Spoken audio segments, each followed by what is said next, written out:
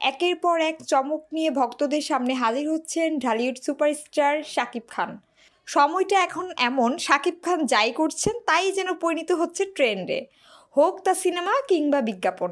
এবার হঠাৎ এই তারকাকে দেখা গেল একসঙ্গে 6টি ভিন্ন লোকে, যা দেখে রীতিমতো চমকে উঠলেন তার ভক্তরা।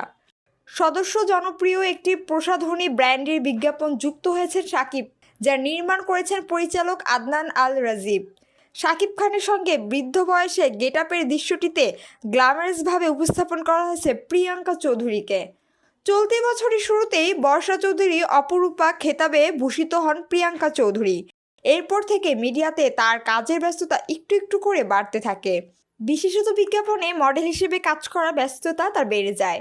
এরই মধ্যে বিশ্বসেরা ক্রিকেটার বাংলাদেশের গর্ব সাকিব আল হাসানের সঙ্গে বিজ্ঞাপনের মডেল হিসেবে কাজ করে বেশ সাড়া পেলেন প্রিয়াঙ্কা।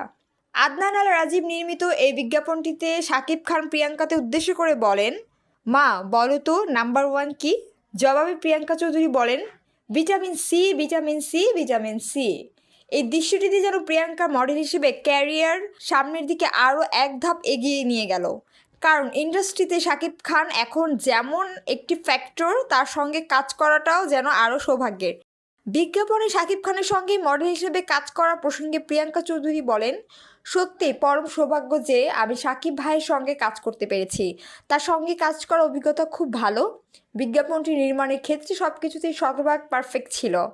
আমি ভীষণ নার্ভাস ছিলাম। নতুন হিসেবে শাকিব ভাইয়ের সঙ্গে কাজ করলেও তিনি ভীষণ সহযোগিতা করেছেন।